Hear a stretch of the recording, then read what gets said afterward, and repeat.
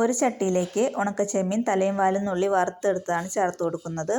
ഇനി ഇതിലേക്ക് കുറച്ചധികം ചുവന്നുള്ളി ചതച്ചതും പിന്നെ കുറച്ച് പച്ചമുളക് ചതച്ചതും ഇഞ്ചി വെളുത്തുള്ളി ചതച്ചതും കറിവേപ്പിലയും ആവശ്യത്തിനുള്ള തേങ്ങാക്കൊത്തും കുടംപുളിയും ചേർത്ത് കൊടുക്കുന്നുണ്ട്. തേങ്ങാക്കൊത്ത് ചിരകി നാളികേരത്തിൽ നിന്ന് എടുത്തുകൊണ്ടാണ് ഇങ്ങനെ ഇരിക്കുന്നത്.